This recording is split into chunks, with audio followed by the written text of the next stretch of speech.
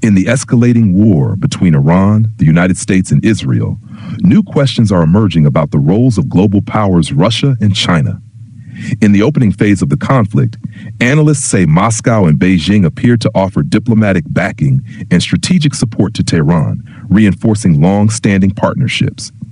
However, as the fighting intensified, neither power directly entered the battlefield to confront U.S. or Israeli forces. This has led some observers to argue that Iran may have expected stronger military backing, particularly given its energy partnerships with China and its large-scale weapons purchases from Russia.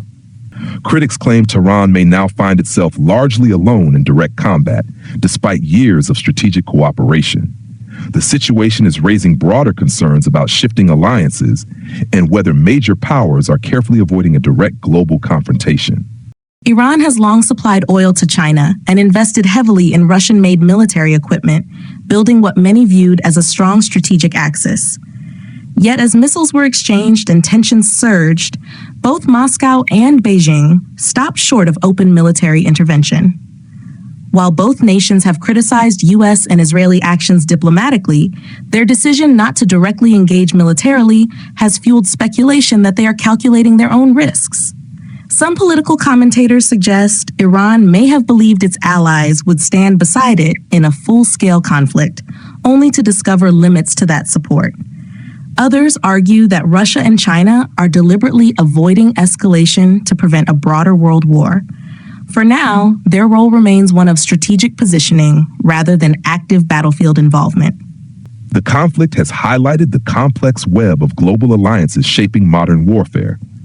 Russia and China have maintained economic and defense ties with Iran for years, including energy trade agreements and arms deals.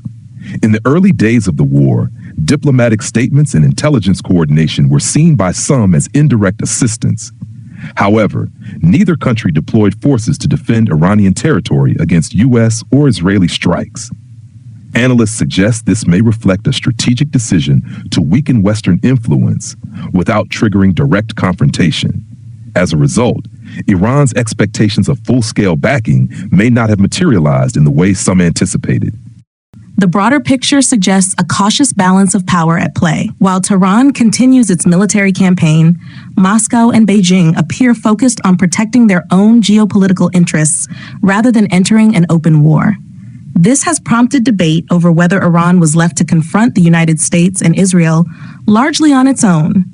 At the same time, global leaders warn that any deeper involvement by major powers could push the crisis toward a much larger international conflict. For now, the war remains intense but contained, as the world watches closely to see whether alliances will harden or hold back in the days ahead.